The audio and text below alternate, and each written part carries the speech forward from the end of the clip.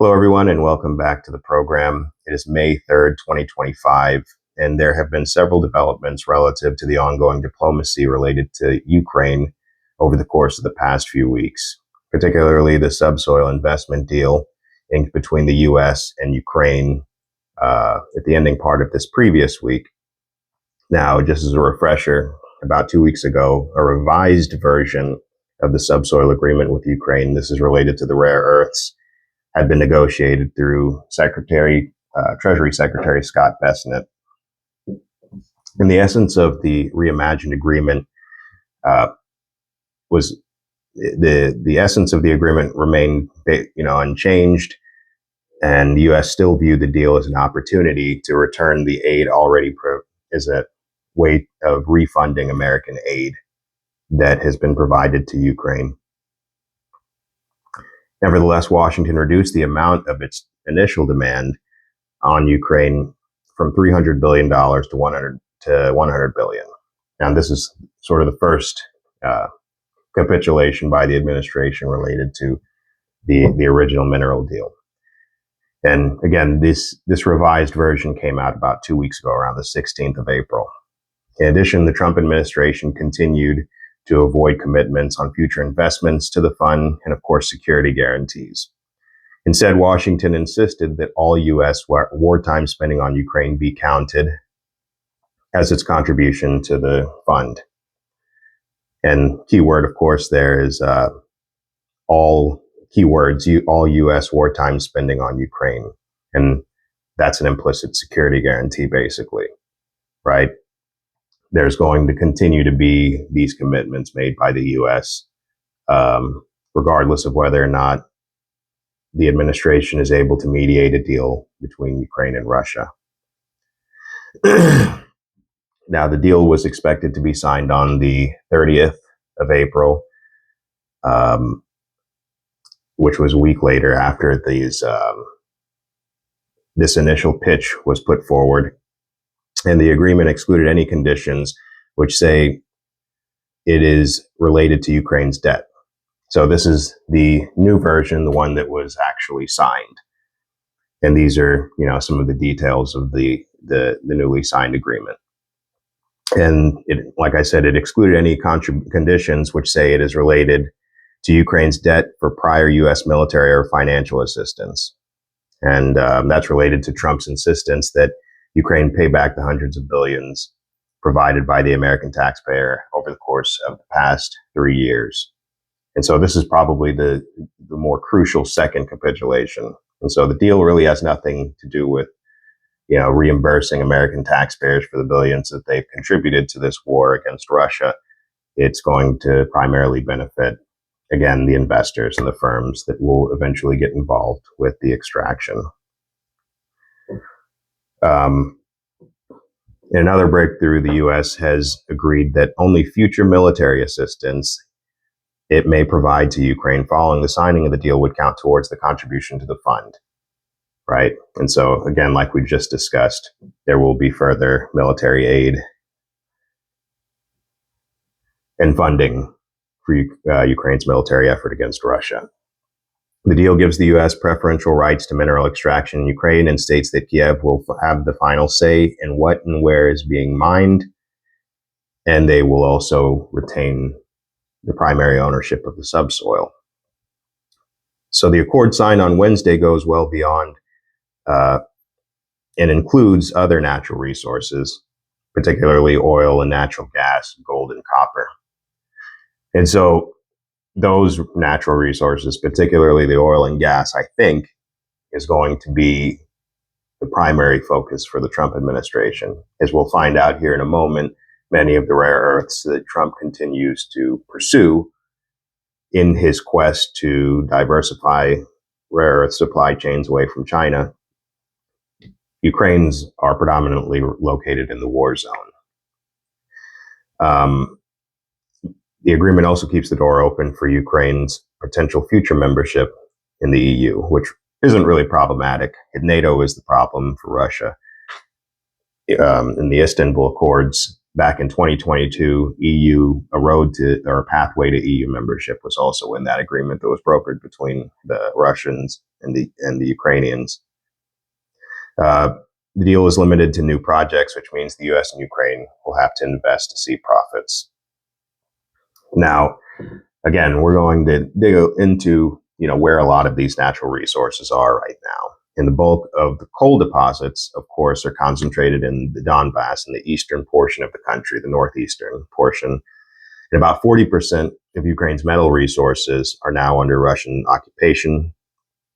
According to a Ukrainian think tank, Rebuild Ukraine and the National Institute of Strategic Studies. Now, in January, Ukraine closed its only coking mine outside of the city of Pokrovsk, which Moscow's forces are trying to capture. And for a few months now, fighting has been taking place around this major city, Pokrovsk, in the Donbass area. It's one of the last major cities that the Russians would take before, basically flatlands leading up to the Dnieper River. It's a huge fortified city, and they're actually just making their way. The Russian military is just making their way, or reconnaissance forces are making their way into the outskirts of the city over the course of the past 24 hours. So the Russians have also occupied at least 2 Ukrainian lithium deposits during the war, one in Donetsk and another in Zaporozhye to the southeast. And I think that with any of these mining deals or subsoil deals that Trump is looking to forge with any of these countries, processing plants is a big part of that. It needs to be a big part of that, right? Because mining is one thing, then all of the, work that goes into processing for rare earths and many of the other natural resources, that's going to have to be figured out as well. I mean, the benefit with China is that they extract the resources and they process them as well. And processing plants are tedious and expensive and all of these other things. And I don't think that the infrastructure really exists in Ukraine. And we certainly don't have it in the US to the extent that we would need it to compete with China. And again, this deal just effectively ties the US to Ukraine indefinitely. Now we have an economic interest there, and those economic interests are going to need to be protected. And so that, by default, creates a bond between us forever. There's going to be aid, military aid, economic aid, all of that's going to be tied into our assistance with Ukraine moving forward. Now we're going to move on just to the larger diplomacy relative to the war itself between Russia and Ukraine. And since we last spoke, Special Envoy Witkoff met with Putin to present a draft plan in what would become his 4th meeting with Putin for a ceasefire, stitched together predominantly by Keith Kellogg, another, what was Trump's previous envoy and negotiator between the Russians and the Ukrainians. He's currently just a special envoy for Ukraine now, right? A lot of speculation going on as to why that change took place. Many say that it's just because of Keith Kellogg's sympathies towards Ukraine over Russia. And so Witkoff is more of sort of a balancer. So Witkoff was sent off on his 4th meeting with this plan that Keith Kellogg had pieced together. Rumor has it Keith Kellogg didn't really agree with this plan. He rightfully understood that the Russians would reject it. But this is what sort of a sketch of what the plan would entail. So it's a 1-page document the U.S. presented to Ukrainian officials, and Trump's proposal would require major concessions from Zelensky, who previously ruled out accepting Russia's occupation of Crimea and parts of the 4 regions in eastern Ukraine. And while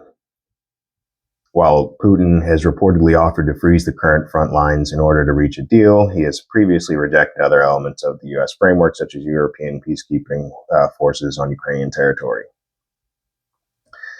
So that's kind of an overview, but what Russia gets under Trump's proposal will be de jure U.S. recognition of Russian control of Crimea, de facto recognition of Russia's occupation of the 4 regions where their militaries have captured, not the entire regions up to their administrative borders, but the regions up to the point where the Russian army has captured.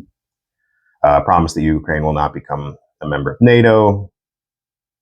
Of course, they could become part of the Ukraine. The lifting of sanctions imposed since 2014, which would be difficult because I think you need the EU. I'm pretty positive you need the EU to do that, to lift many of the sanctions that are already in place. And then enhanced economic cooperation with the US, particularly in energy and industrial sectors. So these would be what Russia would gain. And for Ukraine, would get a robust security guarantee involving an ad hoc group of European countries and potentially also like-minded non-European countries. The document, of course, is vague in terms of how this peacekeeping operation would function and does not mention any U.S. participation. The return, next thing would be the return of the small part of Kharkiv Oblast. Russia is occupied in Kharkiv.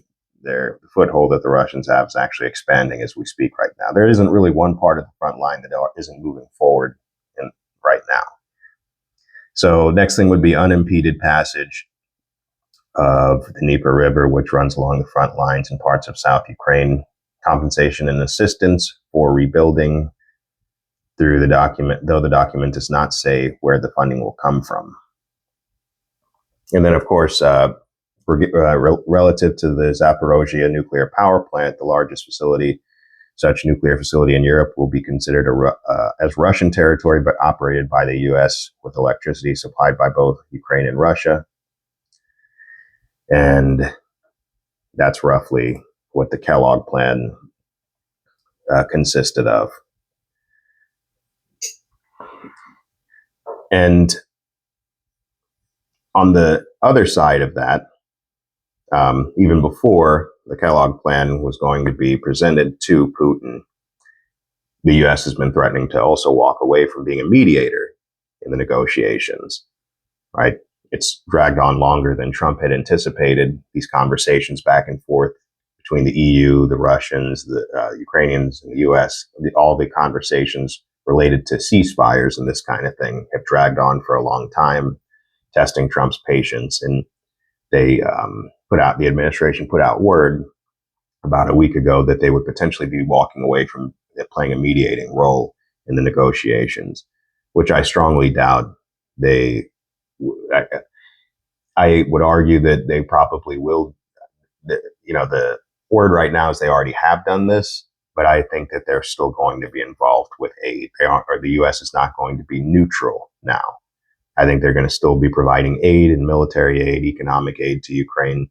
But as for playing a mediating role, they've stepped aside, according to reports that have came out over the course of the past 48 hours from the administration.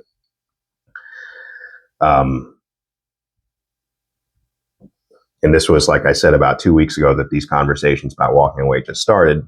And from the Journal on the 18th, they reported that the U.S. would abandon efforts to end the war in Ukraine if it proves impossible to broker meaningful progress in the next several days. And that was stated by Rubio. If it is not possible to end the war, we need to move on, Mr. Rubio told reporters, adding that the Trump administration would decide in a matter of days whether or not this is doable in the next few weeks, which has always been the problem that I've discussed several times.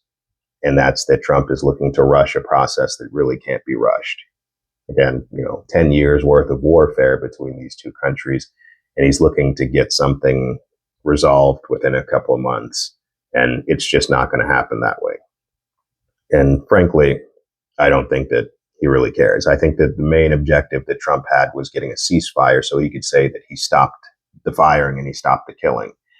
And then after that, he essentially would have said, okay, well, he would have probably sent a low-level envoy over to Ukraine and Russia to negotiate indefinitely.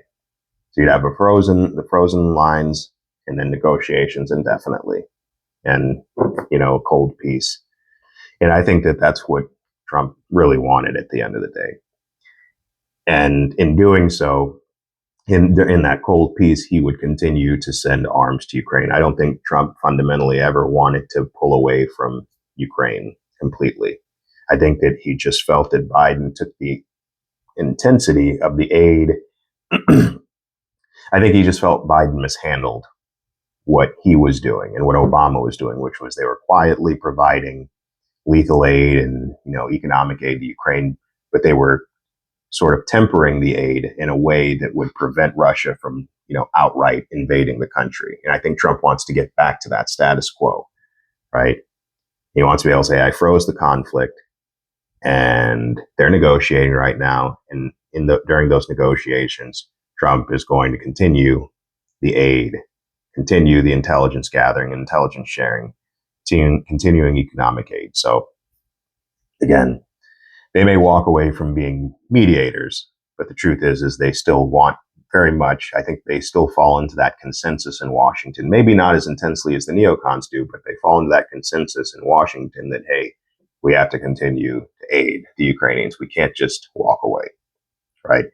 Walking away completely is, in my estimation, a very small minority of Trump's supporters that believe in doing that. But I think that a majority of the country on both sides of the aisle still believe in giving them something. So that's unfortunate. Now, going back to the meeting between Witkoff and Putin, after the meeting, Russia made it clear, and this was this past Monday, that it was sticking to the initial demands that it had, that were raised by Moscow at the start of the war in February of 2022.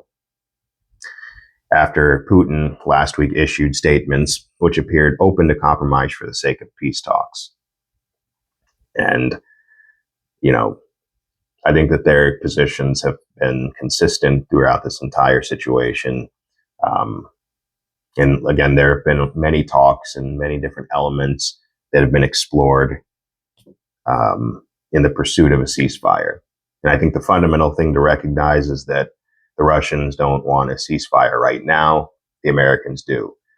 The Russians want to negotiate the details and get, cast iron guarantees before implementing a ceasefire.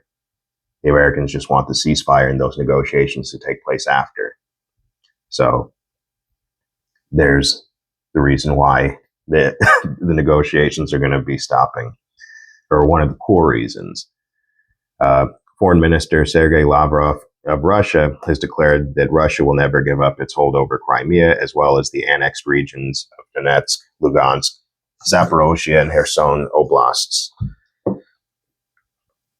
The international recognition of Crimea, Sevastopol, the DPR and LPR, and Kherson and Zaporozhye regions as part of Russia is another imperative, he said.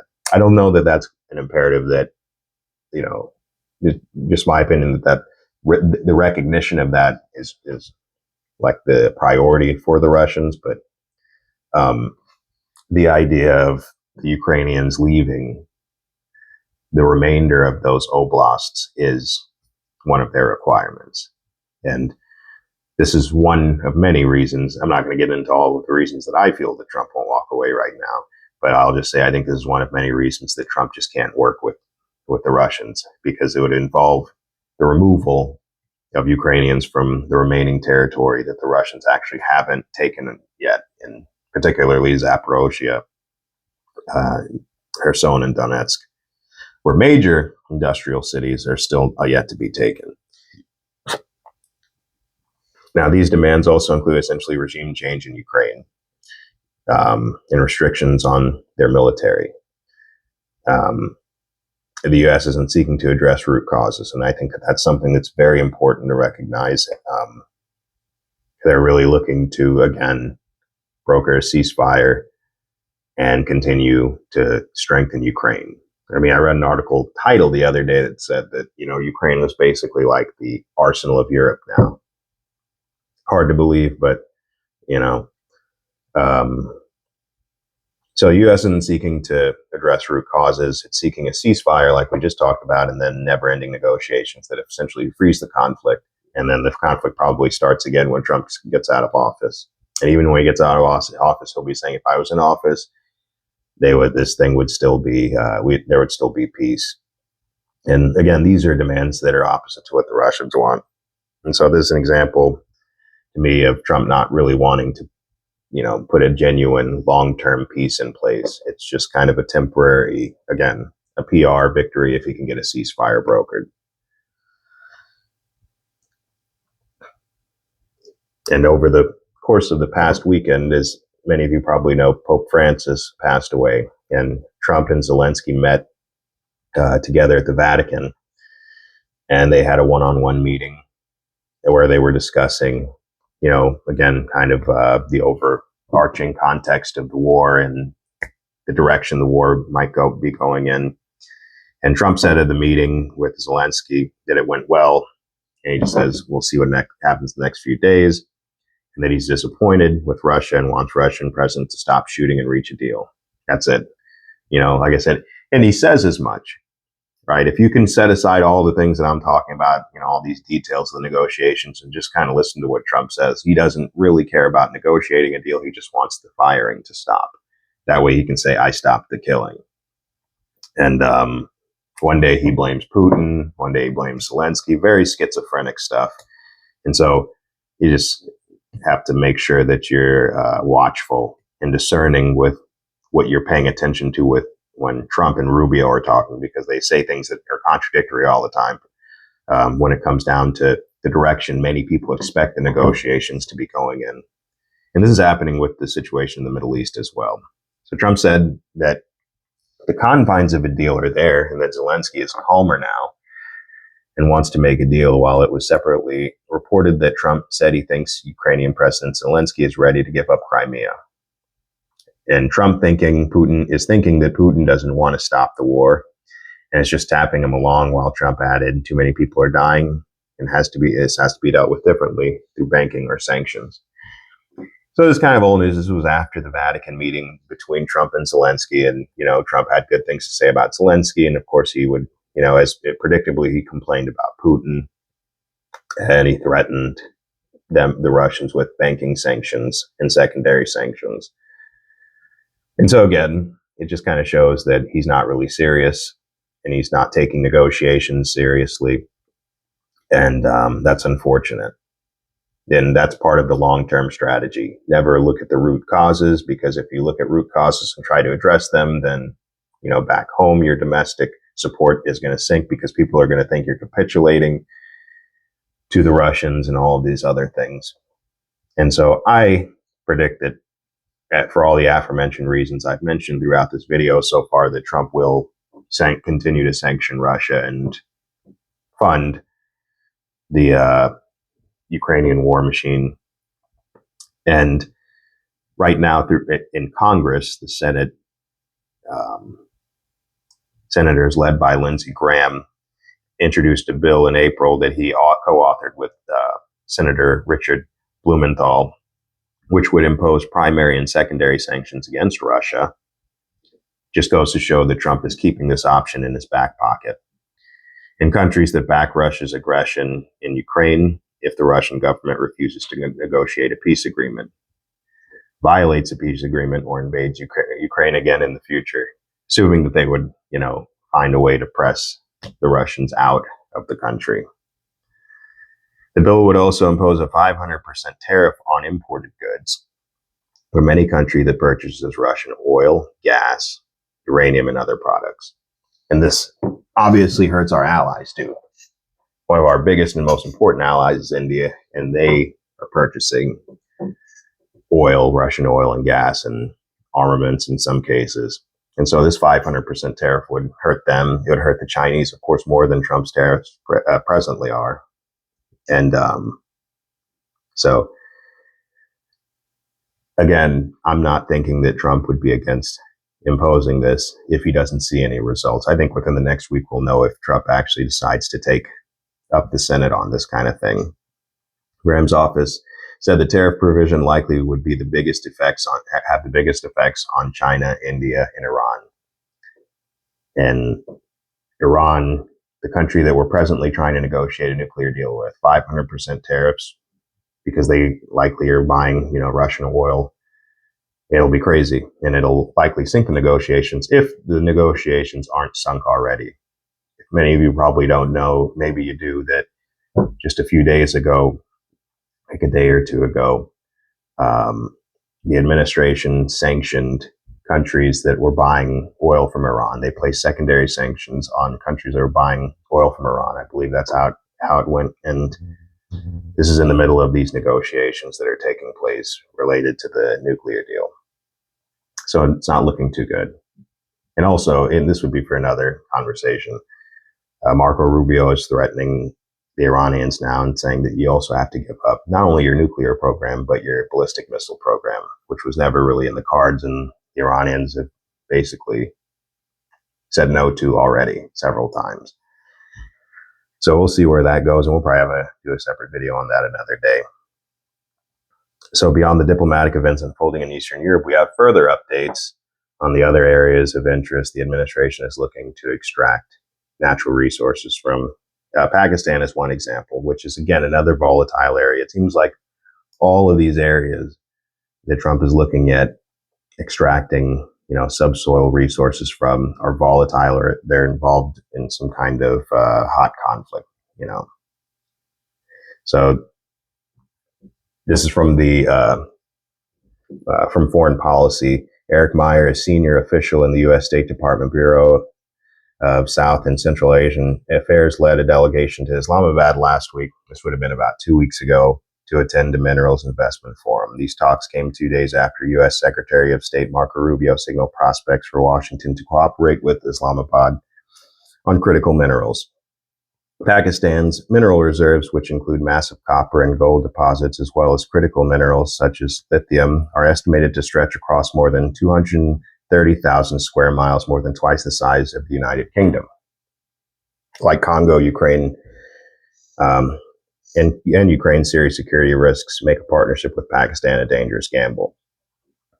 And so, again, looking at the security risks, the idea that China is already involved in Pakistan in extracting their resources. And so there's going to be this natural friction, this tension there for any investors that want to take part in this. This is a country that had 521 terrorist attacks last year, according to the Pak Institute for Peace Studies, 70% increase from 2023, 95% of which these attacks took place in Balochistan and the Khyber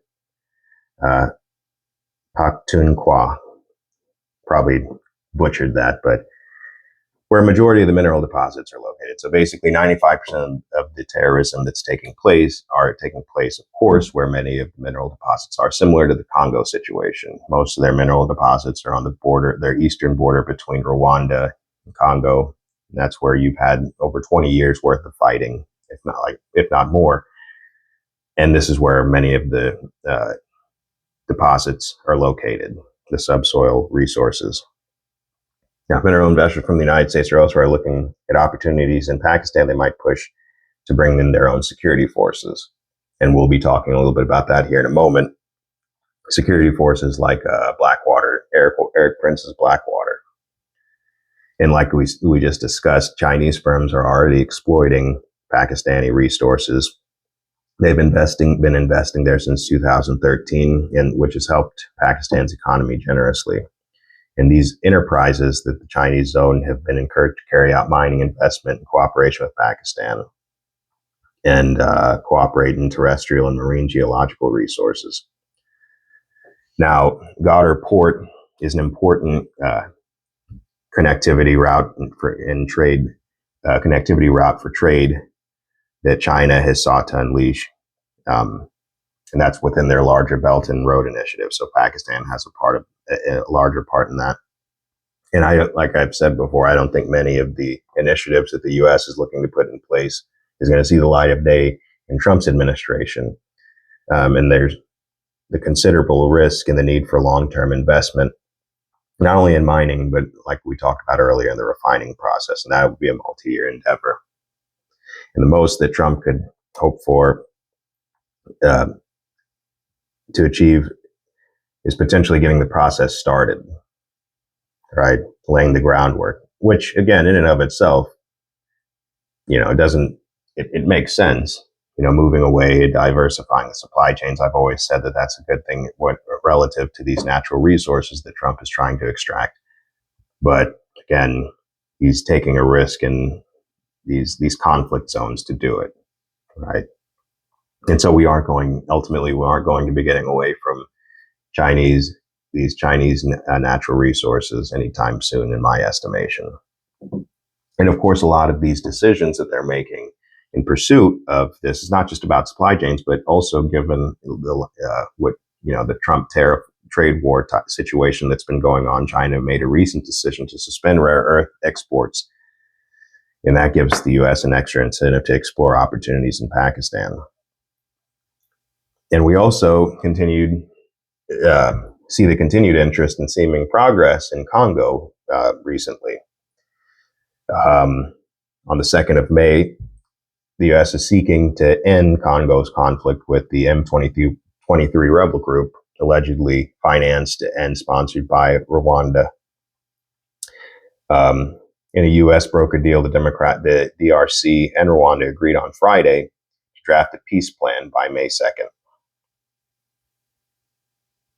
I think I might have gotten the dates wrong here, but essentially what's happening is that they're drafting and having to submit a peace plan to resolve the conflict in the eastern part of Congo by May 2nd, end the fighting.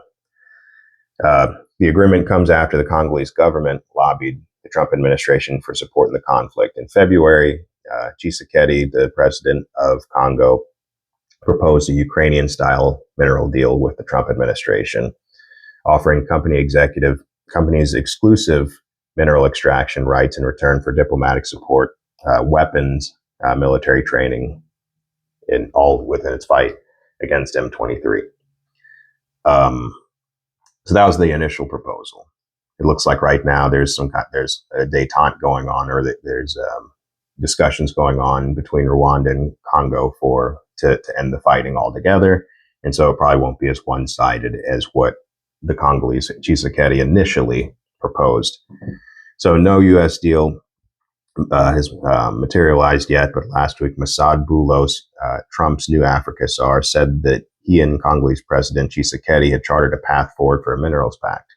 So on the one hand, you've got the minerals pact, and on the other hand, you've got this peace process that needs to really be in place for any kind of minerals deal takes place or takes effect.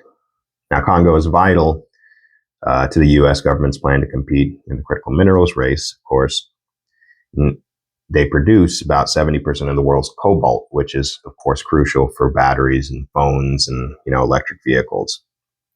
It also has significant reserves of elements such as uranium, which is used in the semiconductors. Now, no major U.S. companies operate presently in Congo, but Cobalt Metals, a startup backed by Bill Gates and Jeff Bezos, intends to apply for licenses to mine lithium, copper, and cobalt in the country. So they're getting ahead of it. That's one of the reasons why you saw them cozying up to Trump during his campaign and the inauguration and these kinds of things. All of them have their interests, of course. Meanwhile, the Wall Street Journal, according to the Wall Street Journal, Tshisekedi has been negotiating with Eric Prince, a prominent Trump ally and founder of the U.S. private security contractor Blackwater, to provide security and help Congo collect taxes from mining operations overrun by rebels. Which is essentially, I think what's going to help a lot of these deals, work out. If you have this peace process on the one hand, you've got another natural resources deal on the other. You're going to have a way to secure these things. That you have these two processes going on. That doesn't mean that the rebels just give up and lay their arms down. I'm talking again about a multi-generational war that's been happening in the eastern part of Congo. And so those things don't go away just because you make these these economic deals. And so then you enter these private military contractors.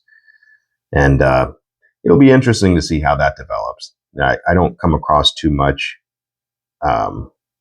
related to Eric Prince and his company and what they're doing over there. But anytime I do see something, I'm definitely interested, because it'll be interesting to see if they are able to secure, because that's what they're going to be doing. They're talking about securing taxes and in the revenues from the mining operations that are going on there. that's going to involve them essentially fighting probably several of the militias that are operating in the eastern part of Congo, because it's not just the M23, there are several. So in addition, experts have long argued that Congo's army and government require a root and branch reform to address militarization and conflict in the country's eastern regions. And just a little aside about Prince. Of course, he is a prominent Trump supporter, and he agreed a couple weeks ago, this is around, I think, the 17th, that we pull this to secure it and tax its vast mineral wealth. He's, former Navy SEAL, and, he's also trying to, just a little bit of background, sell Trump and his advisors on a $25 billion deal to privatize mass deportations of 12 million migrants. Haven't seen too many developments on that front. But he's worked in Africa before for over a decade, and he was initially providing logistics for oil and mining companies working in remote corners of the continent. And just keep in mind, think about what group this would remind anyone of who's been paying attention to the Russian situation. This agreement is aimed at reaping more revenue from the volatile mining industry, and it's marred, of course, by smuggling and corruption. It was reached before. This agreement was for Prince's company basically to get involved in Congo was reached before M23 rebels launched their offensive in January. The administration has not said how the U.S. might contribute to security, and analysts and former U.S. officials have said that leaning on security contractors such as Prince could be an option. Security contractors, or PMCs, essentially what Prince runs, similar to Wagner. Putin had his security contractors in the Wagner group run by Evgeny Prigozhin. So we'll see what happens with that. See if Trump has a hold on them and, nothing gets out of control. It could be an interesting way of doing things. His advisors, Eric Prince's advisors, will focus on improving tax collection, like we just talked about, in the rebel held territories. I don't think they're going to be in those areas immediately, but I'm sure they're trying to see if diplomacy is going to work out before committing to those particular areas. But that's where a lot of the natural resources are of interest. In reducing cross-border smuggling of minerals. There were no plans to deploy security contractors to areas active in the conflict, and I would assume that's, at the presently. Again, they're wanting to see if diplomacy can work to separate these fighters, and there can be some stability, not only on the Congolese side, but on the Rwandan side as well, so that they can also reap some of the rewards. And that's what we're going to wrap with, is some of the information about Rwanda's part in this overall process overall. And I said we won't know where Prince and his people are going to be operating, right? We just know they're going to be making a lot of money, and they're going to probably be competing with other PMCs in the area as well, securing these resources. PMCs from other countries. So Trump will basically have his Wagner group, and that would, be interesting. And lastly, we're just going to wrap with the sort of an addendum to what we just read related to Congo and the peace process between them and Rwanda. And essentially, like we just talked about, the U.S. is pushing Congo and Rwanda to sign a peace accord at the White House.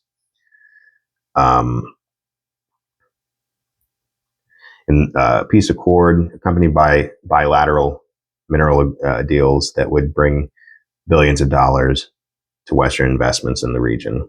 Rwanda and Congo are expected to submit separate drafts of the agreement, like we discussed. They were going to submit those Friday.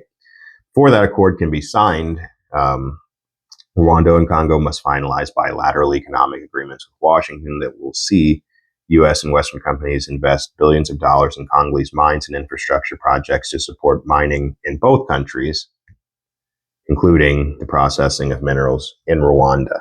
Processing. So the important part here is